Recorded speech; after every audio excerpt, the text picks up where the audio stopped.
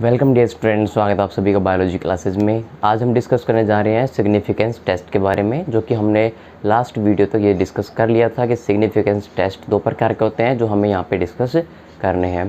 पहला significance test है chi square test, then दूसरा टी स्टूडेंट टेस्ट होता है। तो सिग्निफिकेंस के दो प्रकार के टेस्ट होते हैं।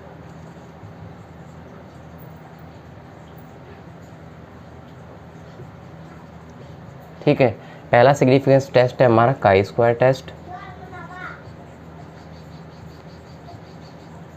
जबकि दूसरा हमारे पास में होता है टी स्टूडेंट टेस्ट।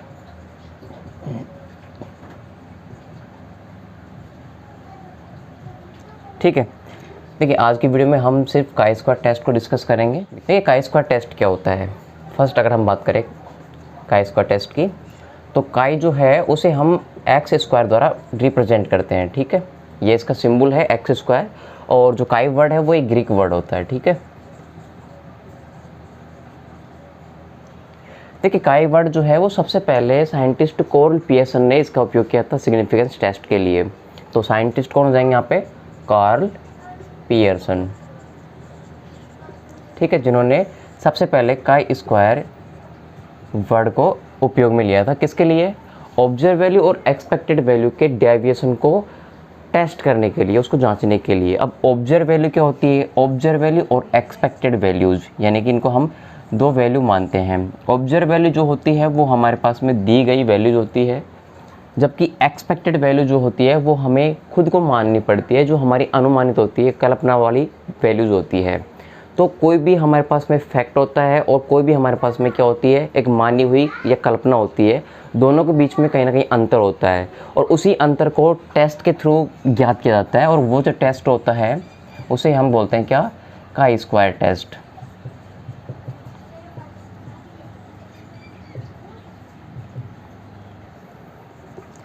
देखिए काई स्क्वायर टेस्ट को हम कहाँ पे यूज़ में लेते हैं? तो काई स्क्वायर टेस्ट को हम यूज़ में लेते हैं ऑब्जर्व वैल्यू और एक्सपेक्टेड वैल्यू के बीच में आए हुए अंतर को डिफाइन करने के लिए, यानी कि जो हमारे पास में वास्तविक मान होता है और जो हमें कल्पना किया हुआ मान मिलता है, उनके बीच में जो अंतर होता है उसको स्पष्ट करने के लिए काई स्क्वायर टेस्ट को काम में लेते हैं। तो हम बोल सकते हैं ऑब्जर्व वैल्यू और एक्सपेक्टेड वैल्यू। यहाँ पर कुछ लोग फ्रीक्वेंसी भी यूज़ में लेते हैं, फ्रीक्वेंसी। ठीक है, यानी कि आवृत्तियाँ। ऑब्जर्व आवृत्तियाँ और एक्सपेक्टेड आवृत्तियाँ यानी कि फ्रीक्वेंसी के बीच में जो अंतर होता है, जो डेविएशन होता है, जिसको हम बोलते हैं विचलन। ठीक है, मान लेते हैं ऑब्जर्व वैल्यू का मान जो हमारे पास में 17 है, जबकि एक्सपेक्टेड वैल्यू का मान हो सकता है 68 हो या फिर हो सकता है 72 हो। तो कहीं ना कहीं क्या है, इनके बीच में अंतर है, दो का अंतर है। ये जो दो है यहाँ पर ये विचलन है। ठीक है, इस दो के मान को पता करने के लिए हम क्या करते हैं? काई स्क्वायर टेस्ट का उपयोग करते हैं। ठीक है, और ये जो विचलन है वो सिर्फ हमें तभी प्राप्त हो सकता है जब हमारे पास में ऑब्जर्व वैल्यू दी गई हो, उसके बाद हमें ऑब्जर्व वैल्यू के अकॉर्डिंग एक्सपेक्टेड वैल्यू निकालनी पड़ती है। जब हमारे पास में दोनों वैल्यूज आ जाती हैं, उसके बाद में हम काई स्क्वायर टेस्ट के थ्रू इसके डेविएशन का मान निकाल सकते हैं। क्या होता है काई स्क्वायर टेस्ट जो होता है वो बहुत इंपॉर्टेंट होता है किसी भी अनुसंधान के लिए।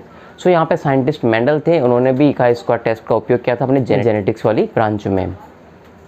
ठीक है, वो उन्होंने वंशागत गुणों को प्रदर्शित करने के लिए काई स्क्वायर टेस्ट का उपयोग भी किया था। सो यहाँ पे इंपॉर्टेंट टेस्ट है ये काई स्क्वायर टेस्ट। अब देखिए काई स्क्वायर टेस्ट को कैसे याद करते हैं, इसका फॉर्मूला क्या है? तो ये काई स्क्वायर टेस्ट को याद करने के लिए सिंपल सा फॉर्मूला है। काई स्क्वायर को हम एक्स स्क्वायर द्वारा प्रदर्शित करते हैं, जबकि इसका जो फॉर्मूला होगा वो होगा summation observe value minus expected value का स्क्वायर अपॉन एक्सपेक्टेड वैल्यू। ठीक है, ये हमारा काई स्क्वायर का क्या है? फॉर्मूला है।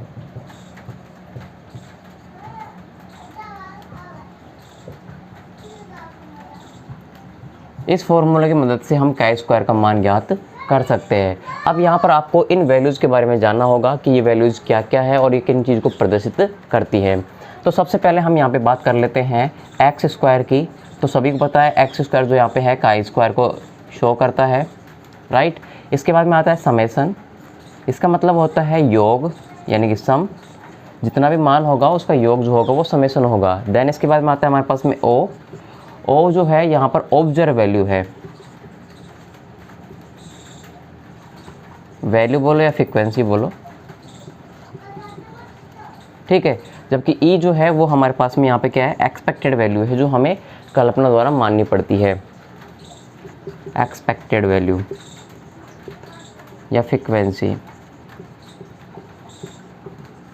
राइट। इस प्रकार से हम यहाँ पर एक्सपेक्टेड वैल्यू को निकाल सकते हैं rho into column upon N करके।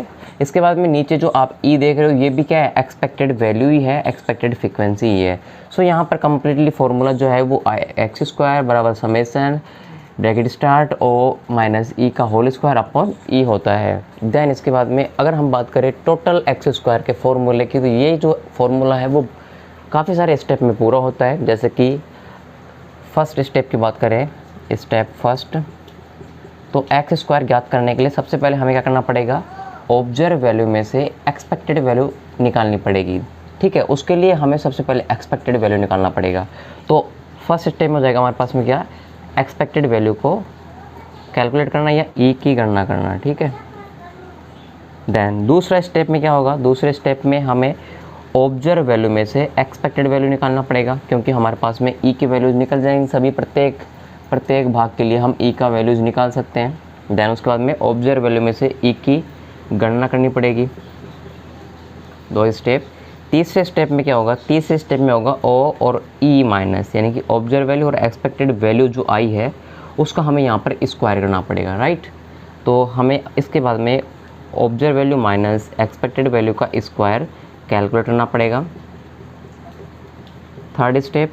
और फोर्थ स्टेप में क्या होगा, फोर्थ स्टेप में जो इसमें प्रत्येक जो एक्सपेक्टेड वैल्यू है उसका भाग देना पड़ेगा। तो अगला स्टेप हो जाएगा हमारे पास में नंबर 5, समेसन ओ माइनस ई स्क्वायर का अपॉन हो जाएगा, यानी कि एक्सपेक्टेड वैल्यू हो जाएगा। तो मैंने इसी में कर दिया है आपको। तो ये क्या हो जाएगा, 4 स्टेप के लिए और 5 स्टेप के लिए दोनों के लिए काम आएगा, राइट। तो इस प्रकार से जो हमारे पास में काई स्क्वायर टेस्ट है वो कंप्लीट होता है। अब देखिए इसके बाद क्या आता है, रिजल्ट डिक्लेयर करने के लिए हमें यहाँ पर एक लिमिट्स माननी पड़ती है, limits, right. Chi square test हमारे पास में एक पूरा कंप्लीट आ चुका है, अब इसको हमें रिजल्ट के रूप में डिक्लेयर करना है। सो यहाँ पे हमें एक लिमिट माननी पड़ती है जिसे हम बोलते हैं डिग्री ऑफ फ्रीडम, ठीक है, डिग्री ऑफ फ्रीडम। अब डिग्री ऑफ फ्रीडम क्या होती है, ये होती है स्वतंत्रता की सीमा, ठीक है। ये एक लिमिट होती है जिसके मान पर हम उस कैलकुलेट किए गए मान को डिफाइन कर सकते हैं। जैसे कि इसमें प्रोबेबिलिटी होती है 1 होता है, 2 होता है, 3 होता है, 4 होता है और 5 होता है, ठीक है। उसके बेसिस पे इसके पॉइंट्स होते हैं, 0.05 है, ठीक है। इस अकॉर्डिंग हमें प्रोबेबिलिटी 1 है, उसके टेबल के मान में कितने पे लेना है, कितने बिंदु पे लेना है, उसके अकॉर्डिंग हमें उसका आंसर निकालना पड़ता है। तो डिग्री ऑफ फ्रीडम ज्ञात करने के लिए हमें क्या करना पड़ता है, डिग्री ऑफ फ्रीडम बराबर जितने भी रो होंगे हमारे क्वेश्चन में उसमें से हमें 1 निकालना पड़ेगा, और इनटू करके हमें जितने भी कॉलम दिए गए होंगे उन कॉलम में से भी 1 निकालना पड़ेगा, ठीक है। यानी कि डी एफ बराबर क्या होगा, डी एफ बराबर हो जाएगा R-1 और C-1। C यहाँ पर कॉलम है, R बराबर क्या यहाँ पे रो है। अगर किसी केस में आपको कॉलम और रो नहीं मिलते हैं तो उस केस में आप डी एफ बराबर इस फॉर्मूले का इस्तेमाल भी कर सकते हो, डी एफ बराबर N-1। N यहाँ पर क्या है, जितने भी हमारे पास में उस क्वेश्चन में दिए गए आंकड़े होंगे उन आंकड़ों को कैलकुलेट कर लेंगे कि नंबर 1, 2, 3, 4, 5, 6 कितनी संख्याएं हैं, और उन संख्याओं में से हम -1 कर देंगे। जो मान आएगा वो हमारा क्या हो जाएगा, उसका DF हो जाएगा। देखिए यहाँ पर 2 चीज़ें इंपॉर्टेंट है स्टैटिक टेस्ट में, या हम काई स्क्वायर टेस्ट में कह सकते हैं। 2 चीज़ें इंपॉर्टेंट है, पहला है डिग्री ऑफ फ्रीडम निकालना, दूसरा है काई स्क्वायर का या काई स्क्वायर की गणना करना। अब आप किस अकॉर्डिंग इसको लेते हो, आप स्टेप फर्स्ट में डिग्री ऑफ फ्रीडम निकालते हो, क्योंकि डिग्री ऑफ फ्रीडम निकालना एक अलग चीज़ होती है। आपको सिर्फ उसमें मान पता चलेगा कि कितनी आपको लिमिट्स लेनी है, राइट। इसको आप पहले में निकाल सकते हो या फिर इसको बाद में भी निकाल सकते हो।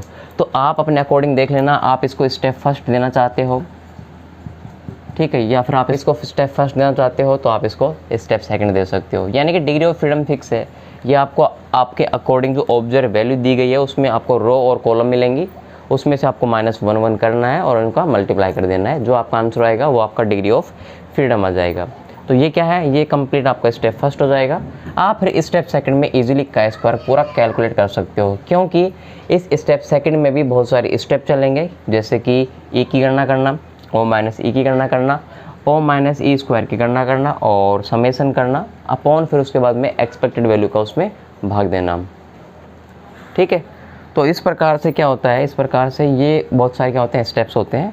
तो जो आपको PDF नोट्स मिलेंगे उसमें मैंने आपको स्टेप फर्स्ट में डिग्री ऑफ फ्रीडम निकालना बताया हुआ है, जबकि आपको सेकंड में आपको काई स्क्वायर का फॉर्मूला बताया हुआ है, कितने स्टेप में वो पूरा होता है।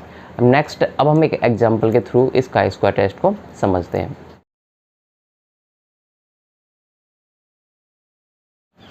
देखिए ये हमारे पास में एग्जांपल है काई स्क्वायर टेस्ट का, इस एग्जांपल को हम यहाँ पे डिस्कस करते हैं। उससे पहले जो हमारा ये बायोस्टैटिक्स का चैप्टर चल रहा है, ये हमारे थ्योरेटिकल के बेस पे इम्पोर्टेंट है, साथ में प्रैक्टिकल में भी ये आपको प्रैक्टिकल फाइल या रिकॉर्ड बनाने में काम में आता है। सो आप प्रैक्टिकल फाइल का काम करोगे तो आपका बायोस्टैटिक्स के नाम पे एक अलग से प्रैक्टिकल की रिकॉर्ड बुक तैयार होगी, जिसमें आपको ये सभी एग्जाम्पल्स जो होते हैं वो उसमें करने होते हैं। सो यहाँ पर दोनों ही तरीके से ये इम्पोर्टेंट है, थ्योरेटिकल भी और प्रैक्टिकल के तौर पे भी।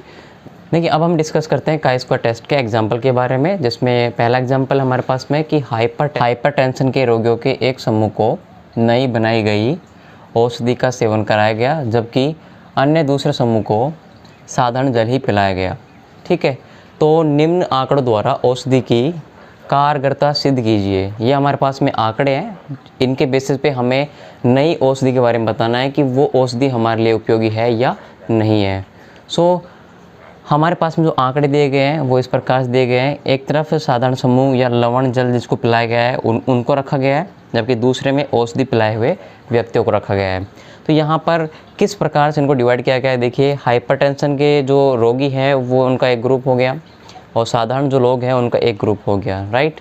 तो यहाँ पर हाइपरटेंशन के जो रोगी हैं उनके एक समूह यानी कि फर्स्ट ग्रुप को 20, जिसमें 20 लोग हैं, उनको केवल साधारण लवण जल पिलाया गया, जबकि दूसरा जो यहाँ पे है साधारण लोग यानी कि ग्रुप सेकंड में 10 लोग हैं, इनको भी क्या किया गया, साधारण लवण जल ही पिलाया गया। ठीक है, अब इसमें क्या हो गया, टोटल जो ये पेशेंट हैं वो टोटल हो गए 30 मिला करके, भाई हाइपरटेंशन के 20 और साधारण कितने हो गए 10, टोटल हो गए 30। इसके बाद में तीसरा ग्रुप आता है जिसमें औषधि पिलाई गई है। तीसरे ग्रुप में 40 लोग हैं ग्रसित है, इन 40 लोगों को औषधि पिलाई गई, साथ में 30 लोगों को भी औषधि पिलाई गई, लेकिन ये 30 जो लोग हैं वो साधारण लोग हैं। ठीक है, तो इस प्रकार से टोटल लोग कितने हैं जिनको औषधि पिलाई गई, 70 लोग हो गए। ठीक है, अब इसी प्रकार से जैसे हमने यहाँ पे कैलकुलेशन किया, टोटल किया इनका, वैसे हम इनके अकॉर्डिंग इनको टोटल कर लेते हैं, साधारण लोगों को और हाइपरटेंशन वाले लोगों को। तो ग्रुप फर्स्ट में 20 हैं, ग्रुप थर्ड में 40 हैं, टोटल हो गए 60, और साधारण में ग्रुप सेकंड में 10 हैं, जबकि ग्रुप 4 में कितने हैं 30 हैं, तो टोटल मिला करके हो गए कितने 40 हो गए। तो इस प्रकार से यहाँ पर हमारे पास में आंकड़े हैं, इन आंकड़ों की मदद से हम या इन आंकड़ों की सहायता से हमें काई स्क्वायर टेस्ट का मान ज्ञात करना है, यानी कि भाई जो साधारण लोग हैं और औषधि पीने वाले लोग हैं उनके बीच में अंतर क्या रह गया है, हमें वो कारगरता सिद्ध करनी है। देखिए हमने जो क्वेश्चन के मान है वो उनको यहाँ पे पहले से कर दिया है, इसलिए अब हम यहाँ पे इजीली पूरा क्वेश्चन जो है वो सोल्व कर लेंगे। देखिए ये जो आपका टॉपिक है वो आपका थ्योरेटिकल में भी इम्पोर्टेंट है, साथ ही आपका प्रैक्टिकल के बेस पे भी इम्पोर्टेंट है। देखिए दोनों ही तरीके से इम्पोर्टेंट होने से आपको बेनिफिट है, क्योंकि आपको जो रिकॉर्ड फाइल में इसको करना होता है तो आप इजीली कर सकते हो, साथ में आप थ्योरेटिकल में भी आप इजीली पूरे नंबर ला सकते हो। सो यहाँ पर आपको रिकॉर्ड में भी कोई प्रॉब्लम नहीं आएगी। तो कम्प्लीटली आप इस क्वेश्चन को देखो। देखिए हमने यहाँ पे इसको पहले से कर दिया है। अब देखिए इस क्वेश्चन को सोल्व करने के लिए सबसे पहला स्टेप क्या है, फर्स्ट स्टेप मैंने आपको बताया था, आप चाहो तो डिग्री ऑफ फ्रीडम निकाल लो, DF का मान निकाल लो। ठीक है, डिग्री ऑफ फ्रीडम निकालने के लिए सबसे पहले क्या है, इसका फॉर्मूला होता है रो -1 और कॉलम -1, राइट। अब देखिए इसमें रो क्या है और कॉलम क्या है उसको समझो। तो रो आपको इस प्रकार से जो लैंडस्केप मोड है ये आपको रो है, ठीक है, ये आपकी सारी क्या है रो है। तो इसमें कितनी रो हो गई, देखिए इन चीज़ों को आप छोड़ देना, इसके जो डाटा है ना ग्रुप है उन ग्रुपों को आपको काउंट करना है केवल। तो यहाँ पे 1 ग्रुप है, 2 ग्रुप है, 3 है और 4 है। तो इसमें रो कितनी हो जाएंगी, तो रो हम इस प्रकार से काउंट करेंगे, तो 1 और 2 इसको काउंट नहीं करना क्योंकि टोटल है, टोटल वाली कोई भी कॉलम्स या रो हम काउंट नहीं करते हैं। तो 1 और 2 यहाँ पे क्या है रो है, रो बराबर कितना हो गया 2, जबकि कॉलम जो होते हैं वो इस प्रकार से होते हैं, ठीक है, इस प्रकार से या इस तरीके से जो अरेंजमेंट होते हैं उनको हम क्या बोलते हैं, कॉलम बोलते हैं लैंडस्केप मोड पे, राइट। तो कॉलम कितने हो गए यहाँ पे, 1 और 2 कॉलम हो गए, ठीक है, रो 2 हो गई और कॉलम भी कितने हो गए यहाँ पे, 2 हो गए, ठीक है। तो अब हमारे पास में रो और कॉलम के मान है तो हम इजीली डिग्री ऑफ फ्रीडम निकाल सकते हैं। तो पहले स्टेप में क्या होगा, डिग्री ऑफ फ्रीडम का मान आ जाएगा, रो यहाँ पे 2 है, 2 - 1 और कॉलम भी 2 है तो 2 - 1 कितना हो गया, 1 आ गया। तो हमारा डिग्री ऑफ फ्रीडम कितना है, 1 है। इसके बाद में सेकंड स्टेप आता है, स्टेप सेकंड में हम क्या करते हैं, काई स्क्वायर को कैलकुलेट करते हैं, यानी कि काई स्क्वायर का मान। तो काई स्क्वायर को कैलकुलेट करने के लिए उसका फॉर्मूला काई स्क्वायर अप बराबर summation observe value minus expected value का होल स्क्वायर और एक्सपेक्टेड वैल्यू, ठीक है। तो ये हमारे पास में क्या है, फॉर्मूला है। अब देखिए ये जो स्टेप सेकंड है वो भी विभिन्न प्रकार के स्टेप में पूरा होता है, सब स्टेप चलेंगे इसके। जैसे पहला स्टेप हो गया, इसमें सबसे पहले क्या हो गया, पहला स्टेप, फर्स्ट स्टेप की बात करें तो हमें ई की वैल्यू याद करनी पड़ती है, ई की गणना, ठीक है। अब ई की गणना कैसे करेंगे, तो देखिए ई की गणना कैसे करते हैं। हमारे पास में ऑब्जर्व वैल्यू दी गई है, ठीक है। अब इस ऑब्जर्व वैल्यू से हमें ई की गणना करनी है। तो ई की गणना करने के लिए हमारे पास में फॉर्मूला है, ई बराबर rho into column upon N, ठीक है। ये हमारे पास में क्या है, फॉर्मूला है। एक्सपेक्टेड वैल्यू फर्स्ट खंड के लिए अगर हम बात करें, पहले ग्रुप वाले के लिए, इस ग्रुप वाले के लिए, तो इस ग्रुप की जो एक्सपेक्टेड वैल्यू है वो कितनी आएगी। ये ग्रुप है, इसकी ऑब्जर्व वैल्यू 20 दे रखी है, तो इसकी हमें एक्सपेक्टेड वैल्यू निकालनी है कि ये कितने हम इसको मान सकते हैं, ठीक है। वैसे ही नेक्स्ट में हमें इसकी एक्सपेक्टेड वैल्यू निकालनी पड़ेगी, फिर इसकी, तो मतलब 4 हमें एक्सपेक्टेड वैल्यू निकालनी पड़ेंगी। तो पहली एक्सपेक्टेड वैल्यू निकालें तो हम ग्रुप फर्स्ट को लेते हैं, 20 हमारे पास में, राइट है। तो पहला जो एक्सपेक्टेड वैल्यू है यहाँ पे आर का मान कौन सा आएगा वो देखो। तो आर का मान जो होता है यहाँ पे, पहला जो खंड है यहाँ पे रो, ये वाली रो है, ठीक है। तो इस रो में टोटल कितना है इसका, 20 और 40 कितने हो गए, 60 हो गए। तो 60 जो मान है यहाँ पे वो आर का मान रहेगा, मैं यहाँ पे लिख देता हूँ, आर बराबर हो जाएगा इसका कितना, 60। जबकि कॉलम जो है, फर्स्ट कॉलम है पहले खंड के लिए, ये कॉलम रहेगा, इन दोनों को मिला करके यहाँ पे जो टोटल मान है वो काउंट किया जाएगा। तो कॉलम सी बराबर कितना हो गया, 30 हो गया। और एन का मान हमारे पास में टोटल है ये कितना, 100 है, बिकॉज आप इस प्रकार से काउंट करो या इस प्रकार से काउंट करो, कितना रहेगा, 100 रहेगा। तो तीनों वैल्यू हमारे पास में कंप्लीट आ गई है। फिर समझ लो यहाँ पर प्रत्येक खंड के लिए एक्सपेक्टेड वैल्यू हमें निकालनी पड़ेगी, जिसमें हम आर और सी के मान कैसे कैलकुलेट करेंगे।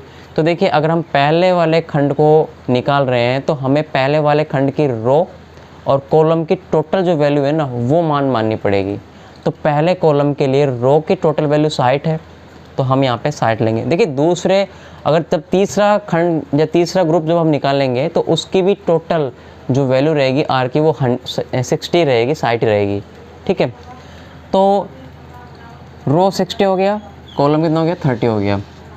नेक्स्ट, इससे हम पहले खंड के लिए एक्सपेक्टेड वैल्यू निकाल सकते हैं। तो यहाँ पे हो गया आर 60 × 30/100, तो टोटल मान हो गया यहाँ पे कितना, 18 हो गया। यानी कि पहले ग्रुप का जो यहाँ पे ऑब्जर्व वैल्यू है 20 है, तो इसकी एक्सपेक्टेड वैल्यू कितनी आएगी, 18 आएगी। देन उसी प्रकार से हम दूसरे खंड के लिए निकालें ई की वैल्यू, तो यहाँ पर कितना हो जाएगा, दूसरा खंड जो है यहाँ पे 10 है, तो टोटल कितना हो जाएगा, 40 हो जाएगा आर का मान। भाई इसको हम टोटल काउंट करेंगे 40, ठीक है। और वैसे इसकी जो कॉलम की जो टोटल वैल्यू होगी सी, वो 30 ही रहेगी। सो दूसरे ग्रुप के लिए क्या हो जाएगा, यहाँ पे दूसरे ग्रुप के लिए आर का मान हो जाएगा 40 और सी का मान हो जाएगा 30, ठीक है। और टोटल जो वैल्यू है एन वो 100 ही रहेगी, राइट। तो निकाल लेते हैं इसको, आर कितना है, 40 है, × 30/100, तो इसका मान कितना हो जाएगा, 12 हो जाएगा, ठीक है। यानी कि अगर हम बात करें सेकंड ग्रुप की तो इसकी एक्सपेक्टेड वैल्यू मान आएगा 12। इसी प्रकार से हम थर्ड ग्रुप, ठीक है, तीसरे के लिए हम एक्सपेक्टेड वैल्यू निकालते हैं, तो क्या होगा आप बता सकते हो। ये ग्रुप है तो भाई इसका टोटल कितना रहेगा, 60, तो ये तो हो जाएगा आर, रो हो जाएगा, ठीक। और इसका इस प्रकार से अगर आप टोटल देखोगे तो 70 रहेगा, कितना रहेगा, 70। तो ये सी का मान हो जाएगा। तो यहाँ पर कुछ चेंजेज है, आर का मान रहेगा 60 और सी का मान चेंज हो जाएगा 70। अब 70 यहाँ पे क्यों आया, देखिए इसका हमें यहाँ पर एक्सपेक्टेड वैल्यू निकालना है, राइट। खंड थर्ड है जो 40 है, इसका हमें एक्सपेक्टेड वैल्यू निकालना है। तो इसको जब हम काउंट करेंगे तो दोनों को मिला करके रो के अकॉर्डिंग काउंट करेंगे 60, जबकि इसकी कॉलम जो होगी ना वो इस प्रकार से काउंट की जाएगी। तो ये और ये दोनों मिला करके कितने होते हैं 70, तो ये इसका टोटल रहेगा सी का मान, ठीक है। और एन आपका 100 रहेगा। तो इसका अगर हम वैल्यू निकालें तो 60 × 70/100 कितना हो जाएगा, 42 हो जाएगा, राइट। तो तीसरे के लिए कितना आएगा, 42 आएगा। ऑब्जर्व वैल्यू कितनी रहेगी, 40 रहेगी, 40 रहेगी। नेक्स्ट चौथे ग्रुप के लिए हम अगर एक्सपेक्टेड वैल्यू निकालें तो चौथा ग्रुप कौन सा है, ये है 30। ऑब्जर्व वैल्यू कितनी है इसकी, 30 है। तो इसका टोटल रो का मान कितना हो जाएगा, 10 और 30 40 हो जाएगा। जबकि इसकी जो कॉलम वाली जो टोटल संख्या होगी सी, वो 40 और 30 को मिला करके ही नोट की जाएगी, यानी 70। तो इसका क्या हो गया, आर बराबर हो गया 40 और सी बराबर हो गया 70 और एन का मान हो गया कितना 100। तो ईजिली आप निकाल सकते हो इसका भी, क्या इसका हो जाएगा 40 × 70 और 100 बराबर कितना हो जाएगा 28। तो हमारे पास में चारों डाटाज के, चारों ग्रुप के ऑब्जर्व वैल्यू के साथ में एक्सपेक्टेड वैल्यू भी आ चुकी है। तो ये कि पहली जो एक्सपेक्टेड वैल्यू है वो है 18, दूसरी है 12, तीसरी है 42 और चौथी है 28। अब देखिए अगर हम इनको टुकड़ों में लिखें या फिर हम एक टेबल बना करके नोट करें तो क्या हो जाएगा, ऑब्जर्व वैल्यू और expected value, group first, group second, group third और ग्रुप 4, ठीक है। तो देखिए ऑब्जर्व वैल्यू पहले के लिए कितनी थी, 20 थी, जबकि हमारी अनुमानित कितनी आई, यहाँ पे देखो 18 आई है। तो यहाँ पे एक्सपेक्टेड वैल्यू कितनी हो जाएगी, 18 हो जाएगी। दूसरा ग्रुप जो है उसमें कितने हैं, 10 हैं ऑब्जर्व वैल्यू का मान, जबकि हमारी कितने निकल के आई है, एक्सपेक्टेड वैल्यू 12 निकल के आई है, ठीक है। वैसे तीसरा ग्रुप जो है उसकी ऑब्जर्व वैल्यू कितनी है, 40 है और हमारी जो एक्सपेक्टेड वैल्यू है या फ्रिक्वेंसी है वो कितनी आई है, 42 आई है। लास्ट चौथे ग्रुप के लिए अगर हम बात करें तो 30 है यहाँ पे, तो ऑब्जर्व वैल्यू 30, जबकि एक्सपेक्टेड वैल्यू जो है वो कितनी आई है, 28 आई है। तो इस प्रकार से हमारे पास में जो काई स्क्वायर कैलकुलेट करने का फॉर्मूला होता है, काई स्क्वायर बराबर summation observe value minus expected value का whole square upon expected value, इसमें हमारे पास में ई की वैल्यू आ गई है। अब हम इसके बाद में क्या करेंगे, इसको हम एक टेबल के अकॉर्डिंग कैलकुलेट करेंगे, ठीक है। अब टेबल के अकॉर्डिंग क्या होगा, अब देखिए ओ है हमारे पास में, यानी कि ऑब्जर्व वैल्यू है और एक्सपेक्टेड वैल्यू है, ठीक है। इससे हम ओ माइनस ई की वैल्यूज़ निकाल सकते हैं, यानी कि अगला जो होगा हमारा स्टेप, क्या स्टेप सेकंड, ई की गणना करना। तो इसके अगला हो जाए क्या, सेकंड स्टेप में ओ माइनस ई की गणना करना, ठीक है। अब ओ माइनस ई की गणना कैसे करते हैं, तो देखो आप कहीं पे भी रफ पे भी कर सकते हो इजीली, या फिर आप टेबल में भी कर सकते हो। तो यहाँ पर आपको एक और कॉलम क्रिएट करना पड़ेगा ओ माइनस ई की। तो ओ वैल्यू कितनी है, पहले ग्रुप के लिए 20 है, तो इसमें से हम एक्सपेक्टेड वैल्यू निकाल देंगे 18, कितना बच गया, 2 बच गया, ठीक है। तो ये जो 2 है वो ओ माइनस ई की वैल्यूज है, ठीक है। ऐसे ही इसके बाद में हम किसकी कैलकुलेशन करेंगे, ओ माइनस ई के स्क्वायर की, ठीक है। यानी कि जो ये मान निकल के आया है 2 का स्क्वायर कितना होगा वो हम यहाँ पे काउंट कर देंगे, ठीक है, 4 हो गया। नेक्स्ट यहाँ पर जो ऑब्जर्व वैल्यू है 10 है इसके लिए और इसकी एक्सपेक्टेड वैल्यू 12 है। सो यहाँ पर देखिए माइनस में जाएगा, तो हमें माइनस में ही उसको लिखना पड़ेगा। तो यहाँ पे आंसर जो आएगा माइनस का 2 आएगा। सो यहाँ पे कितना हो जाएगा, 4 हो जाएगा ओ माइनस ई स्क्वायर मान। नेक्स्ट 40 है, 42 है, कितना आएगा, माइनस का 2 आएगा, तो इसका क्या हो जाएगा, 4 स्क्वायर हो जाएगा, यानी कि 4 मान आएगा। और चौथे ग्रुप के लिए क्या होगा, 30 ऑब्जर्व वैल्यू है और 28 क्या है इसकी एक्सपेक्टेड वैल्यू है, तो इसका क्या होगा मान, 2 मान होगा। तो इजीली नेक्स्ट के लिए क्या हो जाएगा, 4 हो जाएगा। तो देखिए यहाँ पे क्या हो गया, पहला स्टेप था ई की गणना करना, दूसरा स्टेप था ओ माइनस ई की गणना करना, तीसरा स्टेप था ओ माइनस ई स्क्वायर की गणना करना। अब क्या होगा, इसके बाद में आता है ओ माइनस ई स्क्वायर, फिर उसमें एक्सपेक्टेड वैल्यू का भाग देना, ठीक है, इसमें टोटल इसका ई का भाग देना। तो ई कितना है यहाँ पे देखिए, नेक्स्ट हो जाएगा हमारे पास में क्या, नेक्स्ट अगर हम इस कॉलम को आगे नोट करेंगे तो क्या हो जाएगा, देखिए हमने यहाँ पर ऑब्जर्व वैल्यू, इसके बाद में हमने यहाँ पर एक्सपेक्टेड वैल्यू और ओ माइनस ई की वैल्यू और ओ माइनस ई स्क्वायर की वैल्यू। 3 स्टेप तक यहाँ पर कंप्लीट कर लिया था। इसके बाद आता है फिर क्या, ओ माइनस ई स्क्वायर अपॉन ई की वैल्यू की गणना करना। तो यहाँ पर क्या होगा, ओ माइनस ई स्क्वायर कितना हो जाएगा भाई, 2 का स्क्वायर होगा 4, 2 का स्क्वायर 4 4 4, तो हमारे पास में ओ माइनस ई स्क्वायर का मान आ गया है 4 4 4 4। इसके बाद में अगला स्टेप आता है ओ माइनस ई स्क्वायर अपॉन ई की गणना करना। अब इसका मान क्या होगा, देखिए ओ माइनस ई स्क्वायर तो ये रहा हमारे पास में, इसमें हमें प्रत्येक खंड के लिए एक्सपेक्टेड वैल्यू जो है उसका भाग दे देना पड़ेगा, ठीक है। तो हमारा पहला है इसमें 4, इसमें हमें भाग देना पड़ेगा किसका, ई का। तो इस पहले ग्रुप के लिए ई की वैल्यू कितनी है 18 है, तो यहाँ पे 18 का हमें भाग देना पड़ेगा, ठीक है। जो आंसर आएगा वो आपकी ओ माइनस ई स्क्वायर अपॉन ई की वैल्यू रहेगी, ठीक है। ठीक है, ऐसे ही नेक्स्ट ग्रुप के लिए क्या हो जाएगा 4/12, यानी 12 यहाँ पे क्या इसकी एक्सपेक्टेड वैल्यू है, ठीक है। नेक्स्ट ग्रुप के लिए कितना हो जाएगा 42, तो 4/42, और नेक्स्ट ग्रुप के लिए 28 है, तो यहाँ पे क्या हो जाएगा 4/28। देखिए इनकी वैल्यूज़ जो हैं वो कितनी आएगी वो आप इजीली भाग दे करके निकाल सकते हो, जैसे कि तो देखिए जब हम इसमें इनकी एक्सपेक्टेड वैल्यू को भाग देंगे तो इस प्रकार से हमें क्या मिलेंगे, आंकड़े प्राप्त होंगे। तो पहले वाले ग्रुप है जिसके लिए हमें जो मान मिला है वो मिला है 0.22, सेकंड वाले के लिए 0.33। आप इनमें इजीली कहीं पे भी रफ में भाग देकर देख सकते हो। तीसरे के लिए मिला है 0.09 और 4 के लिए मिला है 0.14। तो इस प्रकार से हमारे पास में 4 स्टेप कंप्लीट हो गए हैं। अब 5वां स्टेप जो आता है वो आता है हमारे पास में ओ माइनस ई स्क्वायर अपॉन ई का समेसन, ठीक है। ये अब इसको हमें क्या करना पड़ेगा, ये जो वैल्यू है ओ माइनस ई स्क्वायर अपॉन ई, इसका हमें टोटल योग करना पड़ेगा, तो समेसन हो जाएगा, राइट। तो इसका टोटल योग जो होगा वो नीचे हो जाएगा इजीली, और हम यहाँ पे लिख देंगे समेसन ओ माइनस ई का स्क्वायर अपॉन ई कितना आएगा, तो इसको टोटल जोड़ेंगे तो 0.78 इसका आंसर हो जाएगा। यानी कि अब हमारे पास में क्या आ गया, कंप्लीट का स्क्वायर का मान अवेलेबल हो गया है। तो यहाँ पर हम एक्स स्क्वायर बराबर समेसन ओ माइनस ई का स्क्वायर अपॉन ई टोटल काउंट कर लिया है, जिसका हमारे पास में मान आया है 0.78, ठीक है। अब देखिए ठीक है, हम आपको फिर से रिवाइज करवा देते हैं। हमारे पास में जो काई स्क्वायर टेस्ट है उसके लिए हमें सबसे पहले स्टेप में डिग्री ऑफ फ्रीडम निकालना पड़ेगा। डिग्री ऑफ फ्रीडम निकालने के लिए रो और कॉलम जो होते हैं उनको काम में लेते हैं। तो इसका फॉर्मूला होता है रो -1 और कॉलम -1 का मल्टीप्लाई, ठीक है। हमारे पास में जो क्वेश्चन है हाइपरटेंशन रोगियों को नई औषधि पिलाई गई है, उसके लिए हमें जो काई स्क्वायर का मान निकालना है उसके लिए हमें डिग्री ऑफ फ्रीडम पहले याद कर लेते हैं। देखिए कुछ केसेस में क्या होता है, डिग्री ऑफ फ्रीडम निकालने के लिए हमारे पास में डायरेक्ट डाटा दिए होते हैं, यानी कि कॉलम और रो नहीं होती हैं। तो उस कंडीशन में हमें कैसे उसको कैलकुलेट करना पड़ेगा। यहाँ पर हमारे पास में जो आंकड़े हैं वो हमें यहाँ पे दिए गए हैं रो और कॉलम के अकॉर्डिंग, जबकि कभी कभी जो हमारे पास में आंकड़े आते हैं वो डायरेक्ट आते हैं, सीधे आते हैं, जैसे इस प्रकार से 1 3 4 5, राइट, इस प्रकार से। तो यहाँ पे टोटल वैल्यूज़ कितनी है 1 2 3 4, 4 में से हम माइनस कर देंगे, यानी कि n-1 कर लेंगे तो हमारा डिग्री ऑफ फ्रीडम निकल करके आ जाएगा।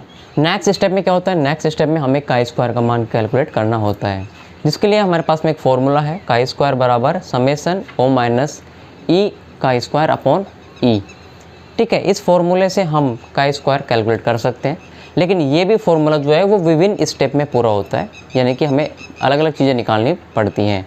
सबसे पहले चीज़ है हमारे पास में ई की वैल्यू ज्ञात होना, यानी कि हमारे पास में ई की वैल्यू होना। ऑब्जर्व वैल्यू हमें दी गई होती है क्वेश्चन में, ये जो आप देख रहे हो यहाँ पे आंकड़े, ग्रुप फर्स्ट में जो 20 है ये ऑब्जर्व वैल्यू है ग्रुप फर्स्ट की। दूसरा जो ग्रुप है उसमें 10 है, ये ऑब्जर्व वैल्यू है किसकी, ग्रुप सेकंड की। और थर्ड ग्रुप में आप देख रहे हो 40, ये थर्ड ग्रुप की क्या है, ऑब्जर्व वैल्यू 40 है। उसी प्रकार से ग्रुप 4 में आप ये जो 30 देख रहे हो, ये ग्रुप 4 की क्या है, ऑब्जर्व वैल्यू 30 है। तो इस प्रकार से हमें इनकी एक्सपेक्टेड वैल्यू निकालनी है।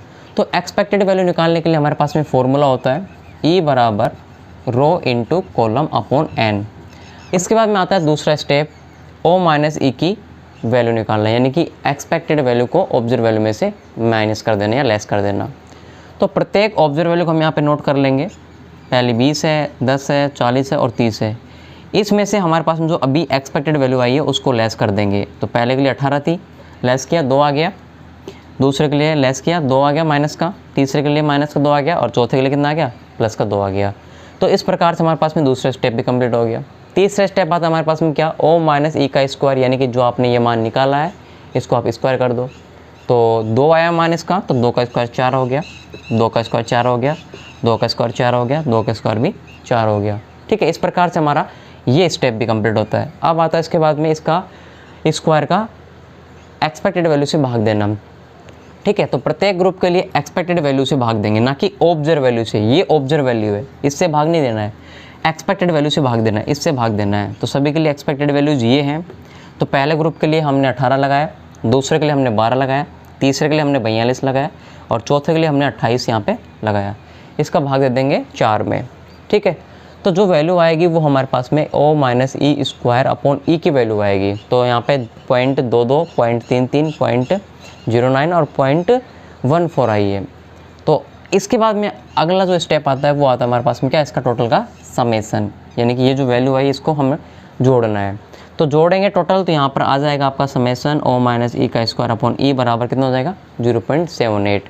तो इस प्रकार से हमारे पास में क्या आ गया, का स्क्वायर का मान आ गया कितना 0.78।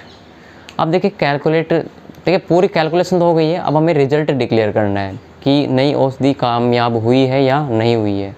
तो वो रिजल्ट डिक्लेयर करने के लिए हमें यहाँ पे 2 चीज़ें ध्यान में रखनी पड़ती हैं। पहला तो ये, अगर ऑब्जर्व वैल्यू और एक्सपेक्टेड वैल्यू के बीच में जो अंतर आया है, जो विचलन आया है, ठीक है, जो अंतर आया है और जो विचलन आया है, अगर वो बाय चांस है तो हमें जो नल हाइपोथेसिस है उसको एक्सेप्ट करना पड़ेगा।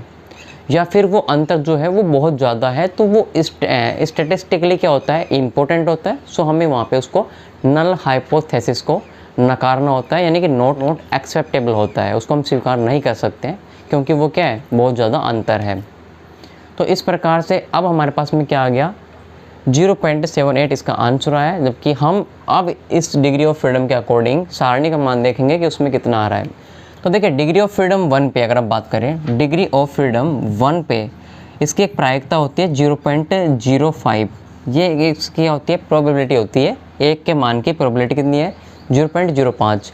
इस मान पे अगर हम डिग्री ऑफ फ्रीडम देखें तो इसकी वैल्यू जो होती है वो होती है 3.311।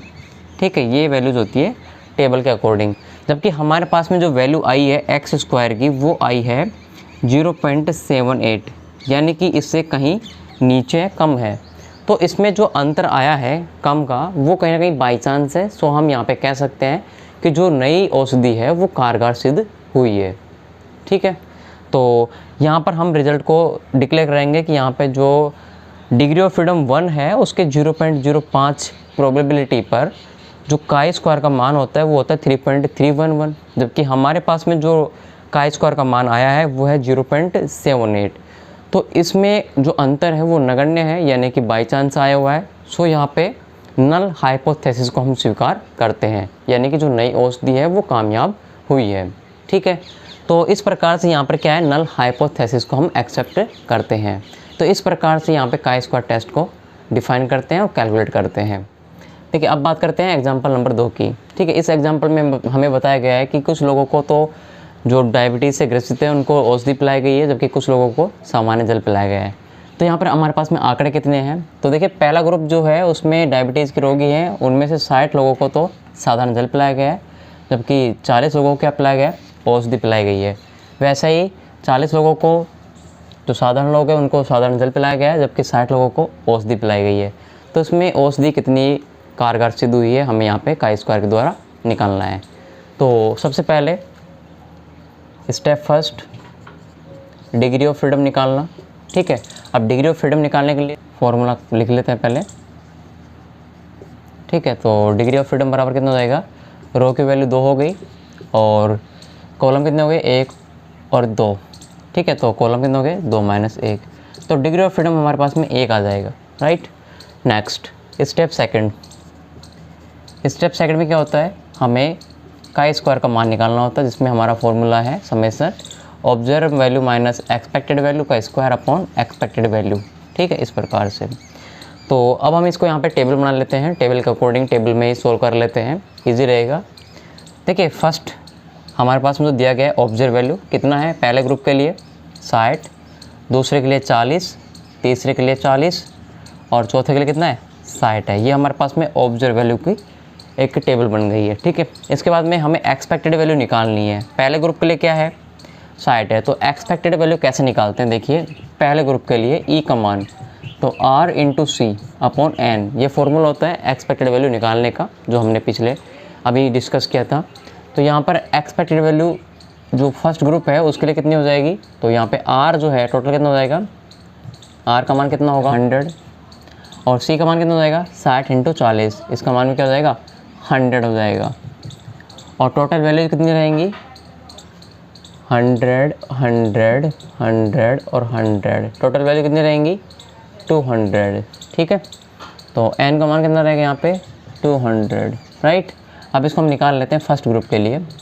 तो एक्सपेक्टेड वैल्यू कितनी हो गई 100 इंटू 100 अपॉन 200, तो कितना मान हो जाएगा इसका, तो 50 मान आएगा फर्स्ट वाले के लिए, कितना आएगा 50 वैल्यू आएगी। ऐसे ही हम सेकंड वाले के लिए निकाल लेते हैं एक्सपेक्टेड वैल्यू। तो सेकंड के लिए कितना आएगा भाई, ये है टोटल हो गया कितना, जो टोटल कॉलम है 100 हो गया, और रो है वो भी क्या हो गया 100 हो गया। तो इजीली सबका क्या आएगा 100 और 100 ही आएगा। तो यहाँ पर 100 इंटू 100 अपॉन 200 कितना हो गया यहाँ पे 50 हो गया। तो ही जो ग्रुप है उनके एक्सपेक्ट वैल्यू कितनी आएगी 50-50 आएगी।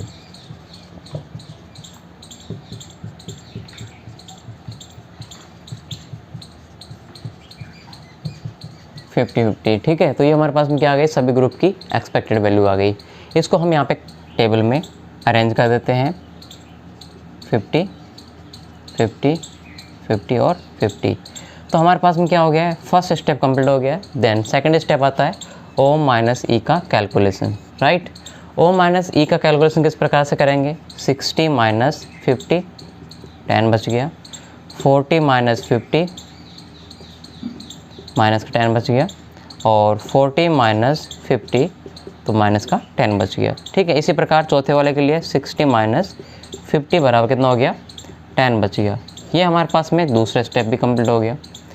इसके बाद आता है ओ माइनस ई का स्क्वायर, ठीक है, ये वाली वैल्यूज याद करना।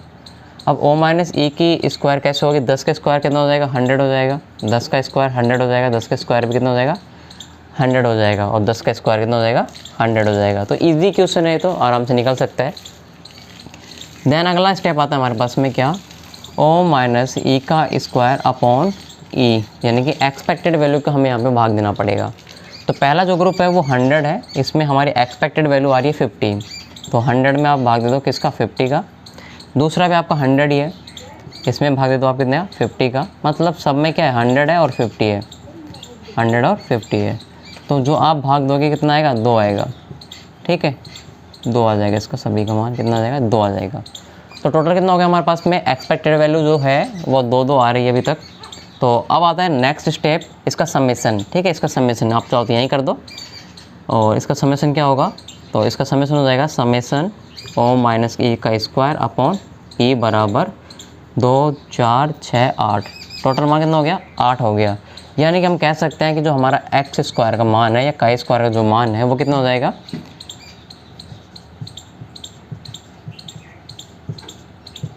8 आ जाएगा, ठीक है। कितना आ गया हमारे पास में यहाँ पे वैल्यू 8 आ गई।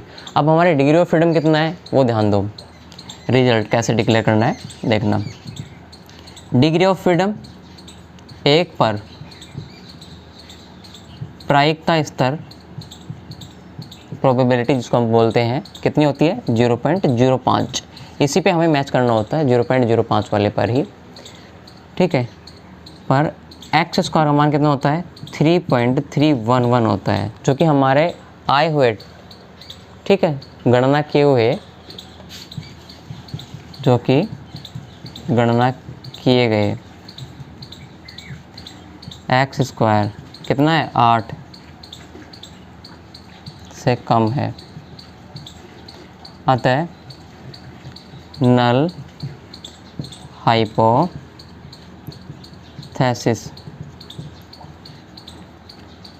नकारते हैं, ठीक है, यानी कि नॉट एक्सेप्टेबल। बहुत ज़्यादा अंतर है, अगर अंतर थोड़ा होता कम होता तो हम उसको एक्सेप्ट कर सकते थे, लेकिन बहुत ज़्यादा अंतर है। सो यहाँ पर क्या है, ये जो अंतर है वो बायोस्टैटिकली क्या है इम्पोर्टेंट है, तो यहाँ पर अब हम क्या करेंगे, अब हम ये कह सकते हैं कि जो यहाँ पर जो रोगियों को दवाई पिलाई गई है वो दवा है वो कामयाब नहीं है। तो इस प्रकार से आप इजीली एक्स स्क्वायर का मान ज्ञात कर सकते हो। देखिए नेक्स्ट कुछ एग्जांपल्स है जिनको आपको घर पे सोल्व करना होगा, वो आपको स्क्रीन पे अभी शो हो जाएंगे।